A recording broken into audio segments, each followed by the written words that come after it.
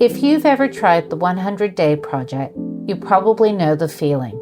On day 1, you're really excited, and by day 7, you start to lose steam.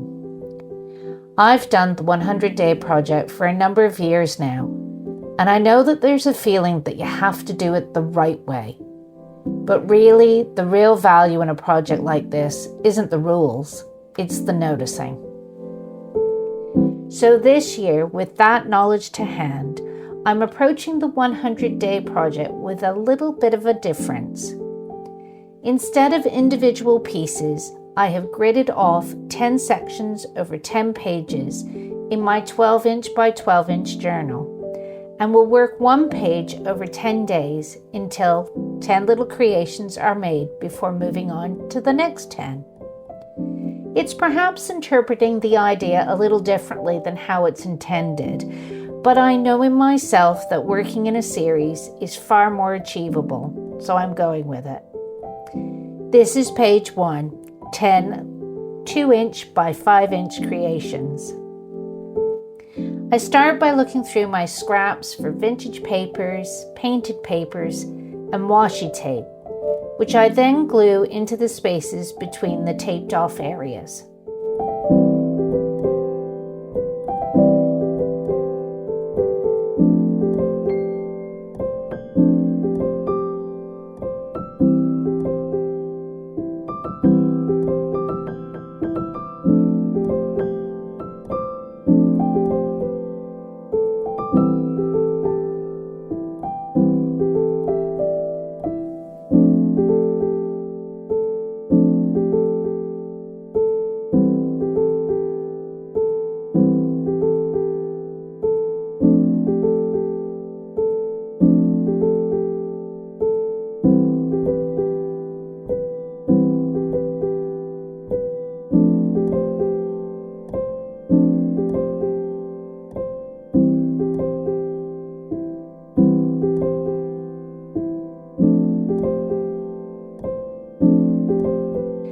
Next, I follow in with a palette knife and some gesso. And before that's completely dry, I add in some acrylic paint, which I move around using the same palette knife.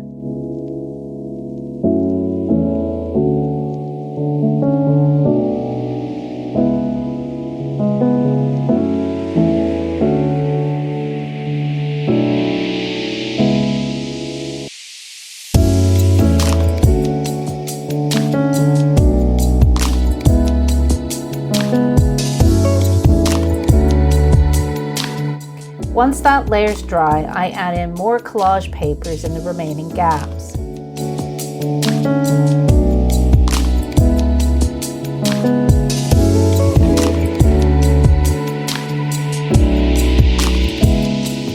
Using matte medium, I add some transparent collage too, further blending in the elements.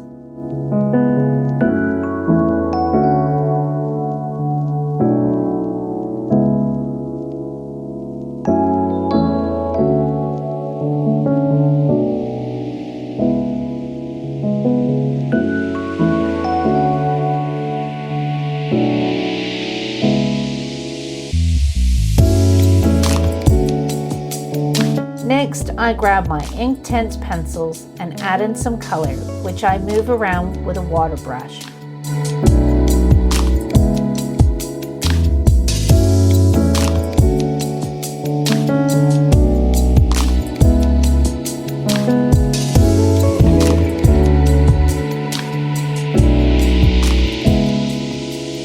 I add in some drops of acrylic ink, and using a spray bottle, I move the colors around the page. I don't worry about it crossing the tape and just go with the flow. Once that's dry, I add in some white paint through a stencil to add another layer of interest.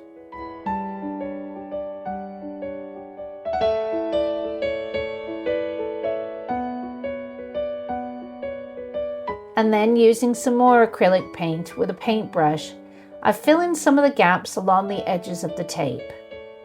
I want to make sure that when I peel the tape at the end that there's a real definitive edge. As I was looking at it, I thought there was something missing. So using my finger and some red fluorescent paint, I add pops of color, and when that's dry, I add some more collage.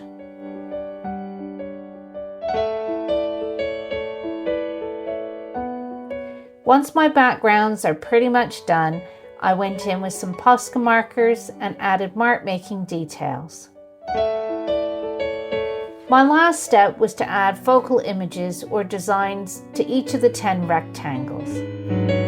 Once I was happy I wasn't going to add anything more, I used a heat gun to warm the tape between the rectangles to remove it without damaging the paper underneath. I think this is the most satisfying part of the process.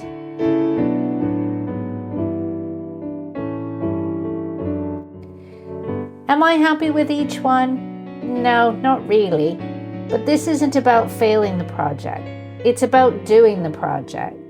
The 100 days aren't about discipline or perfection. They're about collecting information, learning about my rhythms, and figuring out how to make art and find a process that I can actually sustain. I hope you've enjoyed watching. Don't forget to like and subscribe, and I'll see you in the next one.